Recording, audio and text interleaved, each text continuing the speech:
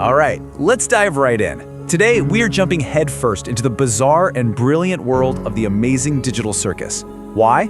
Because we're going to crack one of its biggest mysteries. What is the deal with the character names? Just think about it for a second. Imagine you wake up in some crazy new reality and you have no idea who you are. What if the very first thing they take from you is your name? Well, that's exactly the nightmare every human trapped in the circus is facing. So yeah, we're basically putting on our detective hats for this one. This whole explainer is our case file, and our mission is to uncover the clues hidden inside the names themselves. And trust me, these clues tell you everything about power, memory, and just what it means to have an identity in this digital prison. Okay, so every good investigation has to start at the top. And that means we're looking at the all-powerful, always smiling ringmaster who's running this whole show, Caine. He seems to be holding all the cards, and as we're about to find out, that definitely includes the power of naming. Now, on the surface, his name is pretty much exactly what you'd expect from some AI overlord, right? Caine stands for Creative Artificial Intelligence Networking Entity. It's a very formal, very technical title that fits his role as the architect of this world perfectly. But, that's just the official story.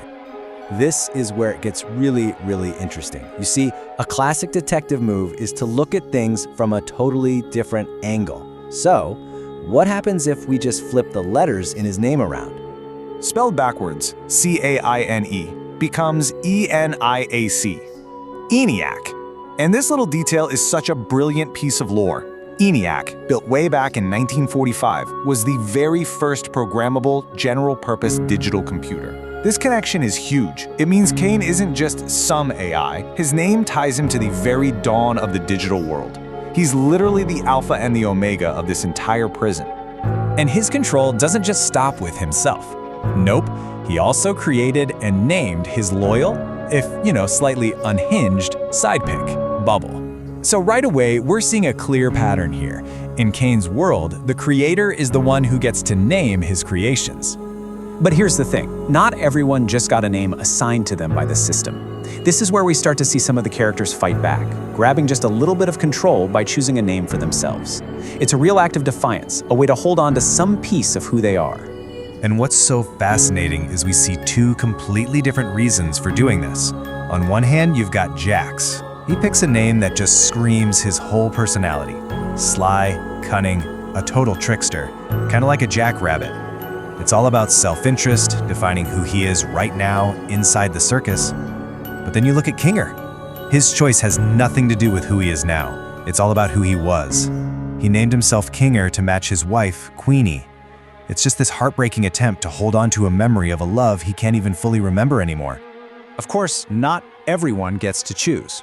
Our investigation now turns to the ones who had that choice just ripped away from them. Their identities were basically forced on them, sometimes by pure random chance, and sometimes by just plain cruelty. Let's look at our main character, Pomni. When she first arrives, she's so overwhelmed, so panicked, she can't even think of a name for herself. So what does Caine do? In his usual chaotic way, he just outsources the decision to a slot machine. A pull of a lever, a spin of the wheels, and boom, her entire identity is decided by random luck. And here's the absolute kicker, the staggering irony of it all. The name the slot machine landed on? Pomni. It's the command form of the Russian word for remember. I mean, seriously, she is literally named Remember in a world where her greatest torment is that she can't remember a single thing about her past life. It's just a tragically perfect name. And then you've got Gangle. Her name wasn't chosen by chance, it was chosen out of pure malice. Jax, in a classic Jax move, named her himself. And why? Because the word gangle means to move in a clumsy, ungraceful way. He was actively making fun of her ribbon-like body. Her name is literally a joke at her expense. The rest of the names? They're kind of like echoes from our world, little clues to their designs. Zubal's whole blocky, mix-and-match look is probably inspired by those Zibbets toys from the 2000s. Ragatha is this perfect mix of a Raggedy Ann doll and the name Agatha, which just fits her kind, gentle personality. And Kaufmo, the abstracted clown, he seems to be a mashup of the classic Coco the Clown and the German word Kaufmann, which means merchant. Each name is a little key that unlocks their character. So, we've followed all the clues, we've looked at all the evidence. What have we actually discovered? Well, it's time to lay it all out and finally reveal the pattern behind the names in the digital circus. This chart really puts it all into perspective. Caine's name is all about control and digital history. Pomni is a cruel twist of fate, assigned by chance. Jax's name is a pure reflection of his own selfish ego, while Kinger's is this desperate attempt to connect to his past, and poor Gangle's is just a mark of someone else's cruelty. You can see the pattern so clearly. Who gets to name you, that determines the very core of your identity here. So, the final conclusion of our investigation is this. In the digital circus, a name is never ever just a name.